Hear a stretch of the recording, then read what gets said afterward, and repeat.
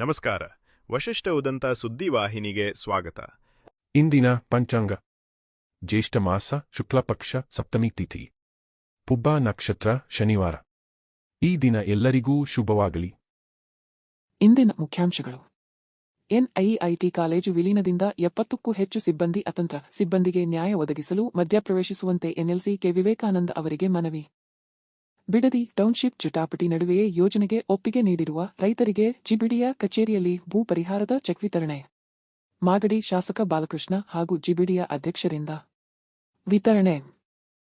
ಜೆಡಿಎಸ್ನಲ್ಲಿ ಇದ್ದರೆ ತಮ್ಮ ರಾಜಕೀಯ ಭವಿಷ್ಯಕ್ಕೆ ತೊಂದರೆ ಎಂದು ಅನ್ನಿಸಿದರೆ ಪಕ್ಷ ಬಿಡೋದಾದ್ರೆ ಹೇಳ್ಬಿಟ್ಟೆ ಹೋಗಿ, ಹಿಂದೊಂದು ಮುಂದೊಂದು ಮಾಡಬೇಡಿ ಎಂದು ಶಾಸಕರುಗಳಿಗೆ ಹೆಟ್ಟಿಕೆ ಸಂದೇಶ. ಈಗ ಮೈಸೂರಿನ ಪ್ರಮುಖ ಸುದ್ದಿಗಳು. ಮೈಸೂರಿನ ಎನ್ಇ ನ್ಯಾಷನಲ್ ಇನ್ಸ್ಟಿಟ್ಯೂಟ್ ಆಫ್ ಎಂಜಿನಿಯರಿಂಗ್ ಆಡಳಿತ ಮಂಡಳಿಯ ವಿರುದ್ಧ ಎನ್ಇಐಟಿ ಕಾಲೇಜಿನ ಬೋಧಕ ಹಾಗೂ ಬೋಧಕೇತರ ಸಿಬ್ಬಂದಿ ತೀವ್ರ ಆಕ್ಷೇಪ ವ್ಯಕ್ತಪಡಿಸಿದ್ದು, ವಿಧಾನ ಪರಿಷತ್ ಸದಸ್ಯ ಕೆ ವಿವೇಕಾನಂದ ಅವರಿಗೆ ದೂರು ಸಲ್ಲಿಸಿದ್ದಾರೆ. ಕೂಗಳ್ಳಿಯಲ್ಲಿರುವ ಎನ್ಐಟಿ ಕಾಲೇಜನ್ನು ಮುಚ್ಚುವ ನಿರ್ಧಾರ ಕೈಗೊಂಡ ವೇಳೆ ಸಿಬ್ಬಂದಿಯನ್ನು ಎನ್ಇಗೆ ವಿಲೀನಗೊಳಿಸುವುದಾಗಿ ಹಾಗೂ ಉದ್ಯೋಗ ಭದ್ರತೆ, ಹಿರಿಯತನ ಸೇರಿದಂತೆ ವಿವಿಧ ಸೌಲಭ್ಯಗಳನ್ನು ನೀಡುವುದಾಗಿ ಆಡಳಿತ ಮಂಡಳಿ ಭರವಸೆ ನೀಡಿತು ಎಂದು ದೂರಿನಲ್ಲಿ ಉಲ್ಲೇಖಿಸಲಾಗಿದೆ. ಆದರೆ ನಂತರ ಈ ಭರವಸೆಗಳನ್ನು ಪಾಲಿಸದೆ ಸಿಬ್ಬಂದಿಗೆ ಕಾನೂನುಬಾಹಿರವಾಗಿ ವಜಾ ನೋಟಿಸ್ಗಳನ್ನು ನೀಡಲಾಗಿದೆ ಎಂದು ಆರೋಪಿಸಲಾಗಿದೆ. ಇದಲ್ಲದೆ ಆಡಳಿತ ಮಂಡಳಿ ಜಾರಿಗೊಳಿಸಿರುವ ಸ್ವಯಂ ನಿವೃತ್ತಿ ಯೋಜನೆ ಉದ್ಯೋಗಿಗಳಿಗೆ ದೊರಕಬೇಕಾದ ನ್ಯಾಯಸಮ್ಮತ ಬಾಕಿ ಹಣ ಮತ್ತು ಸೌಲಭ್ಯಗಳಿಂದ ವಂಚಿಸುತ್ತಿದೆ ಎಂದು ಸಿಬ್ಬಂದಿ ಅಸಮಾಧಾನ ವ್ಯಕ್ತಪಡಿಸಿದ್ದಾರೆ. ಸಿಬ್ಬಂದಿಯನ್ನು ಮರುನೇಮಕ ಮಾಡಿಕೊಳ್ಳುವಂತೆ ಹೈಕೋರ್ಟ್ ಮಧ್ಯಂತರ ಆದೇಶ ನೀಡಿದ್ದರೂ ಅದನ್ನು ಆಡಳಿತ ಮಂಡಳಿ ಹಾಗೂ ಪ್ರಾಂಶುಪಾಲರು ಪಾಲಿಸಿಲ್ಲ ಎಂಬ ಆರೋಪವೂ ಕೇಳಿಬಂದಿದೆ. ಸರ್, ನಾವು ಎನ್ಐಟಿ ಸಂಸ್ಥೆಯ ಉಪನ್ಯಾಸಕ. ಎನ್ಐಟಿ ಸಂಸ್ಥೆ ಮತ್ತು ಎನ್ಐಇ ಸಂಸ್ಥೆ ಏನಿದೆ ಎರಡು ಮರ್ಜ್ ಆಯಿತು. ಮರ್ಜ್ ಆದಮೇಲಿಂದ ಇಮಿಡಿಯೇಟಾಗಿ 2025ರಲ್ಲಿ ನಮ್ಮನ್ನೆಲ್ಲರನ್ನೂ ಟರ್ಮಿನೇಟ್ ಮಾಡಿದ್ದೀವಿ, ರಿಟ್ರೀಂಚ್ ಮಾಡಿದ್ದೀವಿ ಅನ್ನೋ ಪದ ಉಪಯೋಗಿಸಿ ಅವರು ಕಳಿಸ್ಕೊಟ್ರು. ನಾವು ಕೋರ್ಟಲ್ಲಿ ಚಾಲೆಂಜ್ ಮಾಡಿದ್ದು. ಕೋರ್ಟ್ ಇವರಿಗೆ 1 ತಿಂಗಳು ಗಡುವನ್ನು ನೀಡಿತ್ತು. 1 ವರ್ಷದಿಂದನೂ ಕೂಡ ನಮಗೆ ಸ್ಯಾಲ್ರಿ ಇಲ್ಲ, ನಮ್ಮ ಬದುಕು ಕಟ್ಕೊಳ್ಳೋಕ್ಕಾಗ್ತಿಲ್ಲ. ಸುಮಾರು ಜನ ನೋಡಿದ್ದೀರಾ ಇಲ್ಲೇ, ಆಲ್ಮೋಸ್ಟ್ 46 ಜನ 76 ಜನ ಟೋಟಲ್ ಆಗಿರೋದು. 46 ಜನ ತುಂಬ ಬೀದಿಲೇ ನಿಂತಿದ್ದೀವಿ. ಇನ್ನು 30 ಜನ ಪಾಪ ಬೇರೆ ಕಡೆ ಪಾರ್ಟ್ ಟೈಮ್ ಜಾಬ್ಗಳು ಮಾಡ್ತಿದ್ದಾರೆ. ಸರ್ ಹೇಳ್ದಾಗೆ, ಈ ವಿವೇಕಾನಂದ ಸರ್ ಹೇಳಿದ್ರಲ್ಲ ಆ ಥರ ಹೇಳ್ದಾಗೇ ಒಬ್ಬರು ತರಕಾರಿ ಮಾಡ್ತಿದ್ದಾರೆ, almost part time job Swiggy Zomato ಎಲ್ಲ ಮಾಡ್ತಿದ್ದಾರೆ, ಈ ಥರ ಎಲ್ಲ ಮಾಡ್ತಿದ್ದಾರೆ, ಡ್ರೈವಿಂಗ್ ಎಲ್ಲ ಮಾಡ್ತಿದ್ದಾರೆ. ಈ ಥರ ಕಷ್ಟಕರ ಪರಿಸ್ಥಿತಿ ಕಾರಣ ಯಾರು ಅಂದರೆ ಎನ್ಐಇ ಮ್ಯಾನೇಜ್ಮೆಂಟ್. ಈ ಥರ ಎನ್ಐಇ ಮ್ಯಾನೇಜ್ಮೆಂಟ್ ಇಷ್ಟರಲ್ಲೇ ಇರಲಿಲ್ಲ. ಇದೇ ಫಸ್ಟ್ ಟೈಮು ನಾವು ಬಿಸ್ನೆಸ್ ಮಾಡ್ತೀವಿ ಅಂತೇಳಿ ನಮ್ಮನ್ನೆಲ್ಲರನ್ನೂ ಬೀದಿಗೆ ನಿಲ್ಲಿಸಿದ್ದಾರೆ. ಇದರಿಂದ ನಮಗೆ ತೊಂದರೆ ಆಗಿತ್ತು. ಇವತ್ತು ವಿವೇಕಾನಂದ ಸರ್ನ ರಿಕ್ವೆಸ್ಟ್ ಮಾಡಿದ್ದೀವಿ. ವಿವೇಕಾನಂದ ಸರ್ ನಾಳೆ ಸೋಮವಾರದಿಂದ ಅವರು ಕೂಡ ಪ್ರತಿಭಟನೆಯಲ್ಲಿ ಭಾಗವಹಿಸಿ ನಮಗೆ ಹೆಲ್ಪ್ ಮಾಡ್ತೀನಿ ಅಂತ ಹೇಳಿದ್ದಾರೆ. ಸರ್ಕಾರ ಇದಕ್ಕೆ ಕೂಡಲೇ ಗಮನ ಹರಿಸಿ ಆ ಸರ್ಕಾರದ ಆರ್ಡ್ರ್ ಏನಿದೆ, ಪ್ರಿನ್ಸಿಪಲ್ ಸೆಕ್ರೆಟರಿಯೇಟ್ ಆರ್ಡ್ರ್ ಏನು ಕೊಟ್ಟಿದ್ದಾರೆ ಅದನ್ನು ಕೂಡಲೇ ಇಂಪ್ಲಿಮೆಂಟ್ ಮಾಡಿಸ್ಕೊಟ್ರೆ ನಮಗೆ ತುಂಬ ಒಳ್ಳೆಯದಾಗುತ್ತೆ. ನಮ್ಮ ಸೆಕ್ರೆಟರಿ ತುಂಬ ಉದ್ದಟದಿಂದ ಮಾಡಿದ್ದಾರೆ ಇದೆಲ್ಲನೂ ಕೂಡ. ಈಗ ವಿವೇಕಾನಂದ ಸರ್ ಮಾತಾಡಿದ್ರು, ಅವ್ರ ಜೊತೆ ಮಾತಾಡಿದ್ರು ಕೂಡ ಆ ಮಾತಿಗೆ ಬೆಲೆ ಇಲ್ಲ. ಸರ್ಕಾರದ ಮಾತಿಗೆ ಬೆಲೆ ಇಲ್ಲ. ಕರ್ನಾಟಕದಲ್ಲಿ ಇದೆಯಾ ಇನ್ಸ್ಟಿಟ್ಯೂಷನ್, ಇಲ್ಲ ಬೇರೆ ಕಂಟ್ರಿಲಿ ಇದೆಯಾ? ಬೇರೆ ಕಂಟ್ರಿಲಿ ಇರೋ ರೀತಿ ಮಾತಾಡ್ತಾರೆ ಅವರು. ಕರ್ನಾಟಕದ ಶಿಕ್ಷಣ ಸಂಸ್ಥೆ ಮಾನ್ಯತೆ ಪಡೆದಿರೋದು ಕರ್ನಾಟಕದಿಂದ. ಆ ಮಾನ್ಯತೆ ಪಡೆದಿದ್ದ ಆದೇಶನೇ ಪಾಲಿಸಲ್ಲ ಅಂತ ಹೇಳಿದ್ರೆ ಇವ್ರು ಯಾವ ರೀತಿ ಇರ್ತಾರೆ? ಮೈಸೂರಿನ ದಟ್ಟಗಳ್ಳಿಯ ಮಾರಾ ಪಬ್ನಲ್ಲಿ ಸಂಭವಿಸಿದ ಅಗ್ನಿ ಅವಘಡದ ಬಳಿಕ ಎಚ್ಚೆತ್ತ ಅಧಿಕಾರಿಗಳು ನಗರದ ವಿವಿಧ ಹೋಟೆಲ್, ರೆಸ್ಟೋರೆಂಟ್, ಡಾಬಾ ಹಾಗೂ ಮಿಲಿಟರಿ ಹೋಟೆಲ್ಗಳ ಮೇಲೆ ಜಂಟಿ ಕಾರ್ಯಾಚರಣೆ ನಡೆಸಿದ್ದಾರೆ. ನಗರ ಪಾಲಿಕೆ, ಅಬಕಾರಿ ಇಲಾಖೆ ಮತ್ತು ಪೊಲೀಸ್ ಇಲಾಖೆಯ ಅಧಿಕಾರಿಗಳು ನಡೆಸಿದ ಪರಿಶೀಲನೆಯಲ್ಲಿ ಹಲವು ನಿಯಮ ಉಲ್ಲಂಘನೆಗಳು ಬೆಳಕಿಗೆ ಬಂದಿವೆ. ಟ್ರೇಡ್ ಲೈಸೆನ್ಸ್ ಪಡೆಯದೆ ಕಾರ್ಯನಿರ್ವಹಿಸುತ್ತಿದ್ದ 9 ಹೋಟೆಲ್ಗಳನ್ನು ಬಂದ್ ಮಾಡಲಾಗಿದ್ದು, ಗಂಭೀರ ನಿಯಮ ಉಲ್ಲಂಘನೆ ಕಂಡುಬಂದ 3 ಹೋಟೆಲ್ಗಳಿಗೆ ಬೀಗ ಜಡಿಸಲಾಗಿದೆ. ಅಲ್ಲದೆ 13 ರೆಸ್ಟೋರೆಂಟ್ಗಳ ವಿರುದ್ಧ ಪ್ರಕರಣ ದಾಖಲಿಸಲಾಗಿದೆ. ಸಾರ್ವಜನಿಕ ರಸ್ತೆಯಲ್ಲಿ ಕುಳಿತು ಮದ್ಯ ಸೇವಿಸುತ್ತಿದ್ದ 7 ಮಂದಿಯ ಮೇಲೂ ಕಾನೂನು ಕ್ರಮ ಕೈಗೊಳ್ಳಲಾಗಿದೆ. ಅಗ್ನಿ ಸುರಕ್ಷತಾ ನಿಯಮಗಳನ್ನು ಪಾಲಿಸದ ಹಿನ್ನೆಲೆಯಲ್ಲಿ ತಶನ್ ರೂಫ್ಟಾಪ್ ರೆಸ್ಟೋರೆಂಟ್ಗೆ ಅಧಿಕಾರಿಗಳು ಬೀಗ ಜಡಿಸಿದ್ದು, ಮುಂದಿನ ದಿನಗಳಲ್ಲೂ ಇಂತಹ ತಪಾಸಣೆ ಮುಂದುವರಿಯಲಿದೆ ಎಂದು ಅಧಿಕಾರಿಗಳು ತಿಳಿಸಿದ್ದಾರೆ.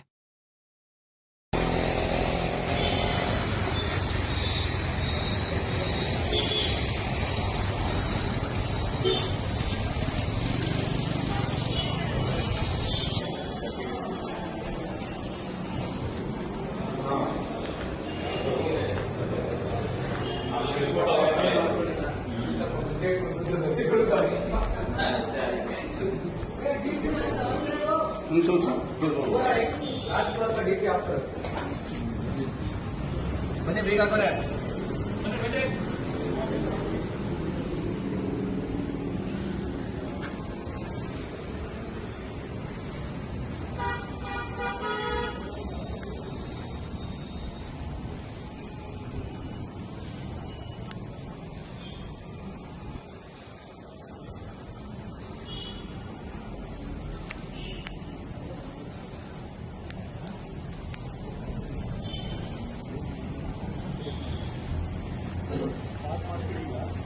ಮೇಡಮ್ ಸ್ವಲ್ಪ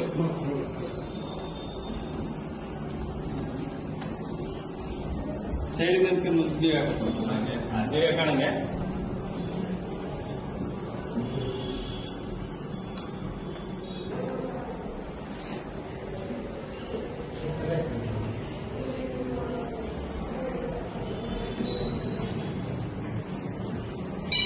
ಹಿಡ್ಕೊಳ್ಳಿ ಅದ್ರ ಮೇಲೆ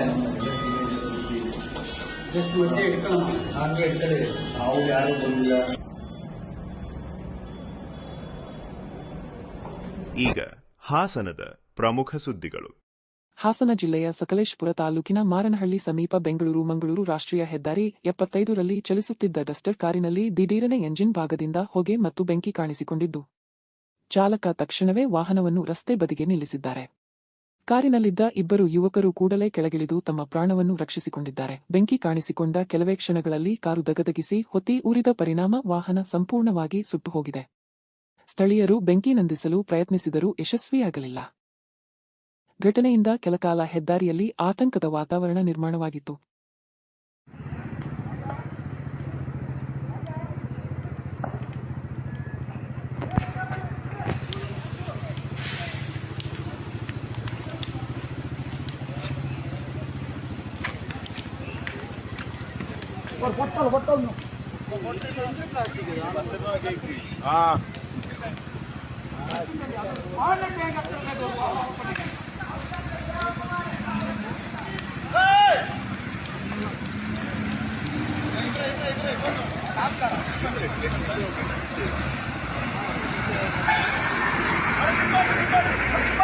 ಬೇಲೂರು ತಾಲೂಕಿನ ಕಡೆಗರ್ಜೆ ಗ್ರಾಮದಲ್ಲಿ ಮತ್ತೆ ಕಾಡಾನೆಗಳ ಹಾವಳಿ ಹೆಚ್ಚಾಗಿದ್ದು, ಗ್ರಾಮಸ್ಥರಲ್ಲಿ ಆತಂಕ ಮನೆ ಮಾಡಿದೆ.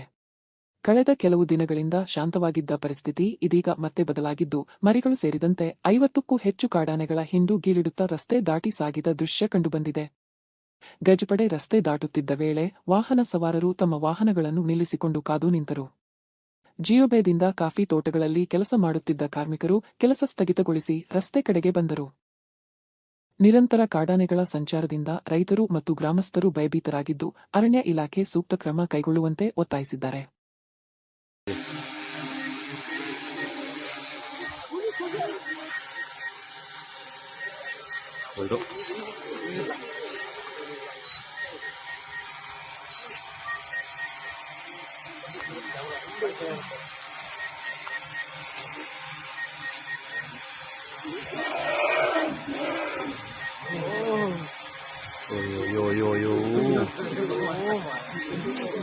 ಲೈಟ್ ಅಲ್ಲೇ ಓಡ್ಬೋ. ಅಯ್ಯೋ ನಿಮ್ಮ ಕಥೆನೆ ಏನು ಕಡಿಮೆ ಇಲ್ಲ.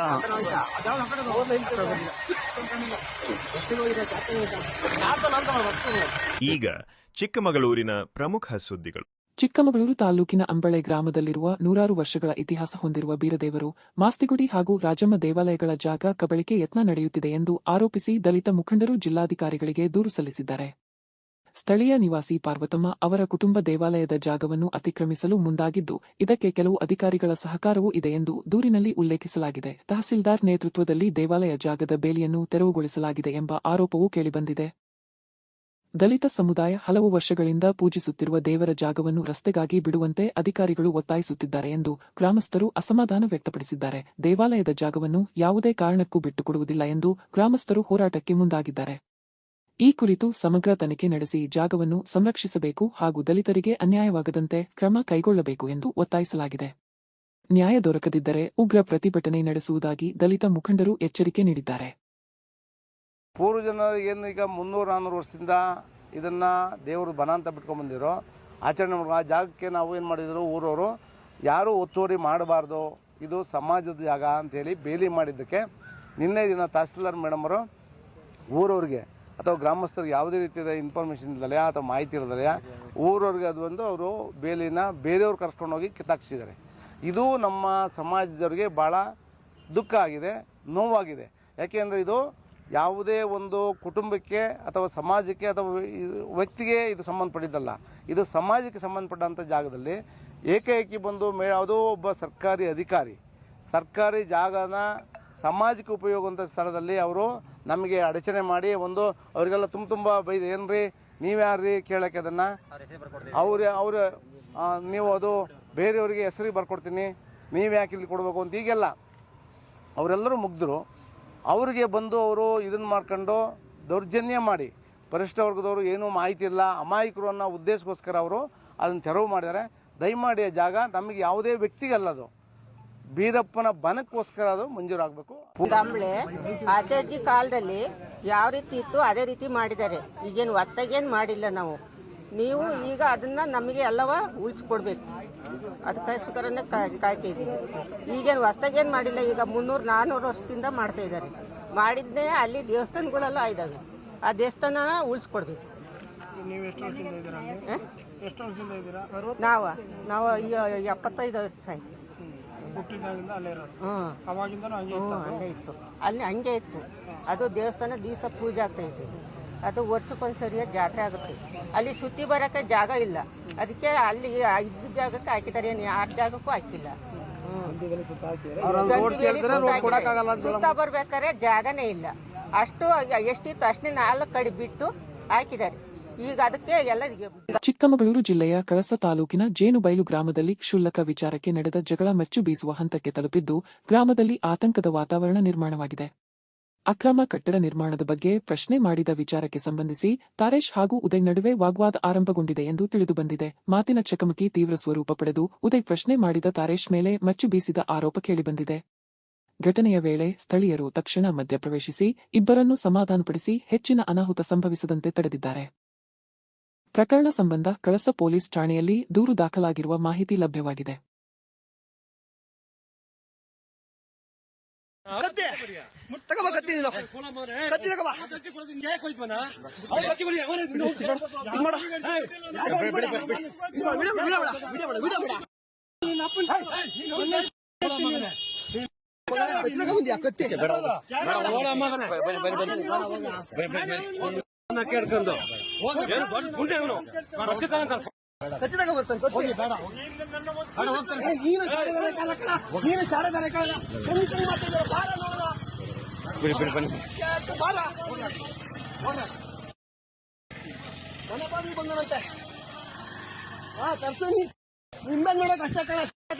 ನೀನು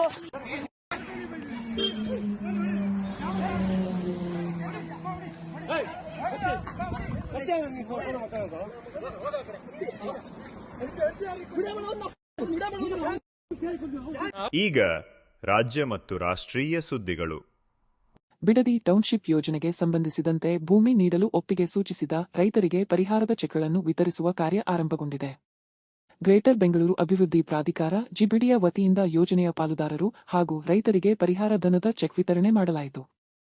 ರಾಮನಗರ ಕಂದಾಯ ಭವನದಲ್ಲಿರುವ ಜಿಬಿಡಿಯ ಕಚೇರಿಯಲ್ಲಿ ನಡೆದ ಕಾರ್ಯಕ್ರಮದಲ್ಲಿ ಮಾಗಡಿ ಶಾಸಕ ಎಚ್.ಸಿ. ಬಾಲಕೃಷ್ಣ ಹಾಗೂ ಜಿಬಿಡಿಯ ಅಧ್ಯಕ್ಷ ಗಾಣಕಲ್ ನಟರಾಜು ರೈತರಿಗೆ ಚೆಕ್ ಹಸ್ತಾಂತರಿಸಿದರು. ಮೊದಲ ಹಂತದಲ್ಲಿ ಕೆಂಪಯ್ಯನಪಾಳ್ಯ, ವಡೇರಹಳ್ಳಿ ಹಾಗೂ ಮುಂಡಹಳ್ಳಿ ಗ್ರಾಮಗಳ ರೈತರಿಗೆ ಪರಿಹಾರ ನೀಡಲಾಗಿದೆ. ಬಿಡದಿ ಟೌನ್ಶಿಪ್ ಯೋಜನೆ ಕುರಿತ ಚರ್ಚೆಗಳು ಮತ್ತು ಭೂಮಿ ನೀಡಲೊಪ್ಪದ ಕೆಲ ರೈತರ ಹೋರಾಟದ ನಡುವೆಯೇ ಈ ಪರಿಹಾರ ವಿತರಣಾ ಪ್ರಕ್ರಿಯೆ ನಡೆದಿದ್ದು, ಮುಂದಿನ ಹಂತಗಳಲ್ಲೂ ಅರ್ಹ ರೈತರಿಗೆ ಪರಿಹಾರ ವಿತರಿಸಲಾಗುವುದು ಎಂದು ಅಧಿಕಾರಿಗಳು ತಿಳಿಸಿದ್ದಾರೆ.